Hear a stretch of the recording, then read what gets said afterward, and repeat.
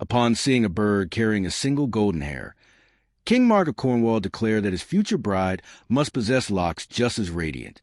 However, the only royal fitting this description was Princess Isolde of Ireland, Cornwall's sworn enemy. Rather than let this old grudge stand in his way, King Mark devised a plan to replace hatred with love. He had heard of a fearsome dragon terrorizing Ireland and saw an opportunity to win the princess's hand through an act of heroism. Thus, he sent his bravest knight, his beloved nephew and loyal heir, Tristan, to slay the beast and offer peace to Ireland's royal family. Upon arriving in Ireland, Tristan was immediately attacked by the dragon. He dodged venomous strikes and scorching flames before landing a fatal blow.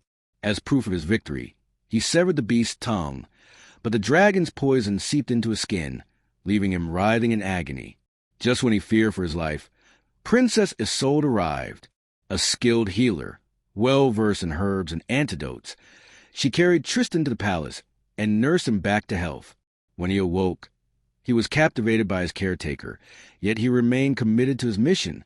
The Irish king and queen were moved by Tristan's courage, and Isolde, too, was impressed by his valor.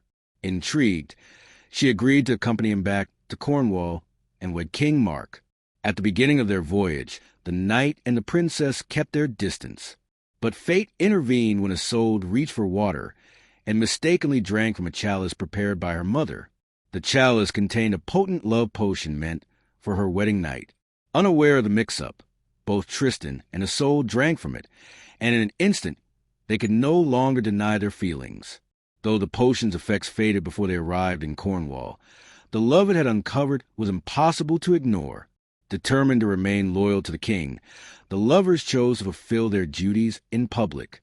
For a time, King Mark ignored the rumors circulating his court, blinded by affection for both his nephew and his bride.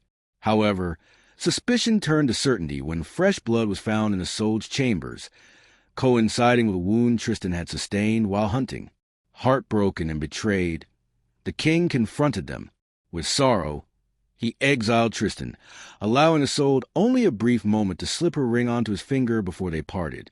As Isolde languished in Cornwall, Tristan wandered from island to island, engaging in duels and singing mournful ballads of lost love. To most, they were tales of tragedy. But in Brittany, another woman named Isolde, the Princess of the White Hands, believed the songs were meant for her. When she confronted Tristan, he was so lonely and startled by her name that he impulsively proposed. At first, Isolde of the White Hands was enchanted by her mysterious husband, but over time, she realized that his heart remained elsewhere. Tristan, lost in despair, spent weeks in the wilderness, searching for a purpose. During one of his battles, he was struck by a poisoned lance, a wound too grave for ordinary medicine. Knowing only one person who could save him, Tristan sent for Isolde of Cornwall, using her ring as proof of his plea. However, he feared she might have forgotten him. To spare himself prolonged anguish, he instructed his men to raise white sails if she agreed to come in black sails if she refused. As he waited by his window, his wife, Isolde of the White Hands, sensed the truth she had long tried to ignore.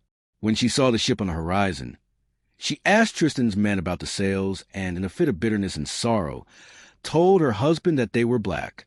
Believing his love had abandoned him, Tristan died on the spot. Moments later, Isolde of Cornwall arrived, only to find the man she had never stopped loving lifeless. Stricken with grief, she chose to die beside him. Their bodies were returned to Cornwall, where a grieving King Mark buried them side by side. Over time, briars grew from their graves, intertwining in a final act of defying separation, ensuring the lovers were together at last.